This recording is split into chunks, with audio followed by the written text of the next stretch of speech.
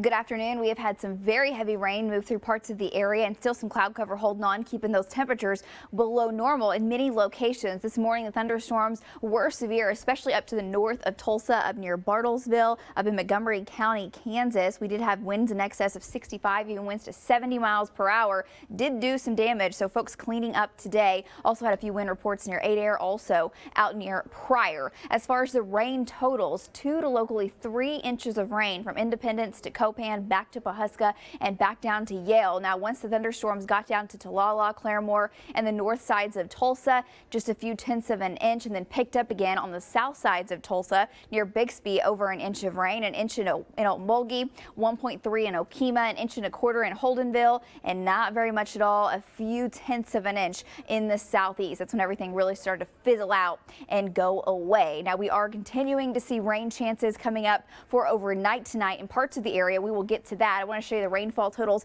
across the metro. We had 1.3 in Pryor, 7/10 of an inch in Claremore, an inch in Sapulpa, and look at that, an inch in Broken Arrow as well, but just on the northern sides and in the far southeast corners of Osage County.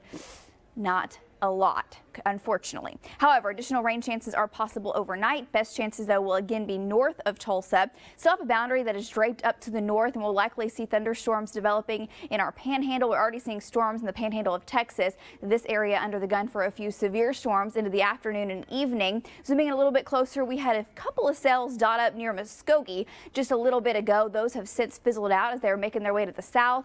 Again, still watching the thunderstorms out near Canadian and Miami, Texas. That will be impacting western Oklahoma. As far as the cloud cover from morning storms, now starting to kind of shrink. You can start to see some of the grays shining through. That's those clouds getting thin, and you're starting to see the surface from visible satellite imagery. And you can also see those thunderstorms developing in the Texas panhandle. Where we're getting sunshine, we have warmed a little bit, but really still below normal. It's 82 degrees. The heat index is only 84. And muggy meter, yesterday this thing was pegged in the miserable category, now just in the humid category. So we'll take that. Still not necessarily that pleasant feeling, though. Winds a little bit stronger in western Oklahoma, where we've had the sunshine well into the upper 90s and low 100s. Believe it or not, but the cloud cover has really kept our temperatures in check across green country. Dew point values climbing, though, back in the 60s and low 70s, so heat index value still an issue, but nothing crazy.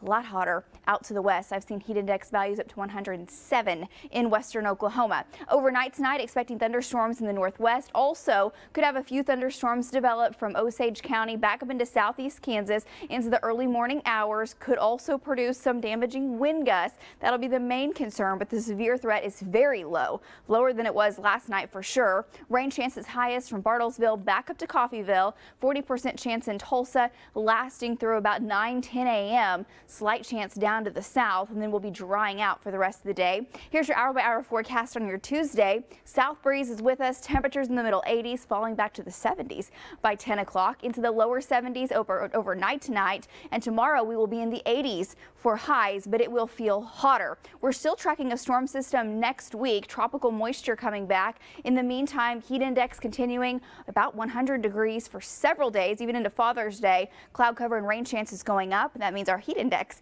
is going down. We'll have a whole lot more in your rain timeline for overnight tonight, also your Father's Day forecast, and also the rain chances next week coming up on our evening newscast. Just go to news16.com/connect, and there you can download the latest version of our app.